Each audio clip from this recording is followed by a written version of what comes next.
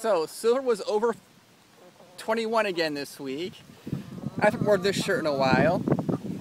And here's some non-GMO feed for these chickens.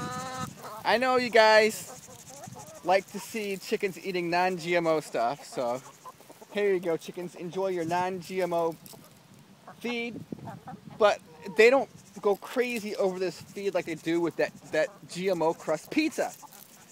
So there's one article that I thought really was very kind of poignant and important, really big food for thought.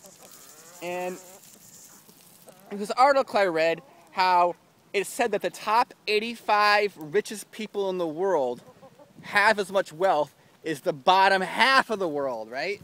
So 85 people have as much wealth as like over 3 billion people. Put that in perspective. 85 people control as much wealth as half of the world's population. Over 3 billion. That is mind-boggling. In human history, there hasn't even been 3 billion people for most of human history. But now we have 85 people who have as much as half the whole world.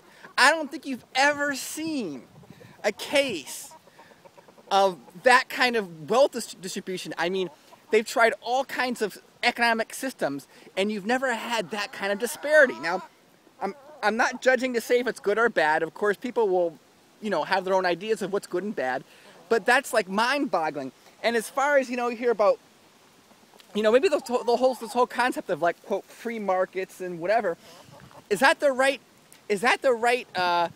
way to think about things when 85 people control as much as half the world? I mean, if you want to look at movers and shakers of what's going on in the markets, I think if you just saw what those 85 people are going to do, really, where's the market heading? Well, what are those 85 people going to do with all their wealth? They control as much wealth as half of the population. As far as markets go, right, we can have discussions about like free markets and what's the will of the market and blah, blah, blah.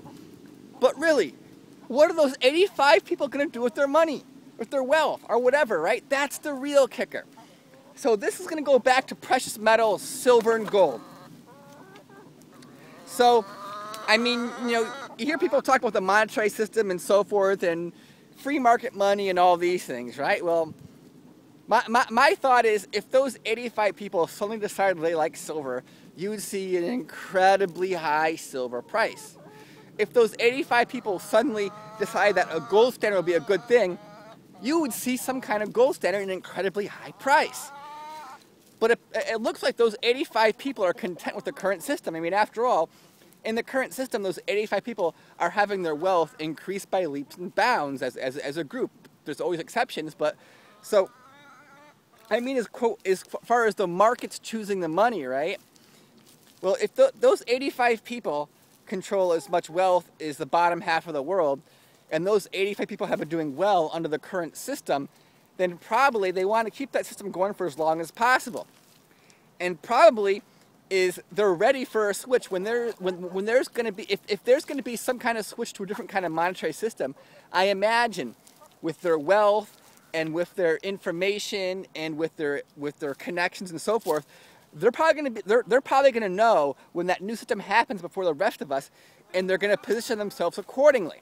This is all speculation on my part because I'm not one of those 85 people and I don't hang out with them. I can only observe and try and understand what's going on. And my final point is arrogance, right?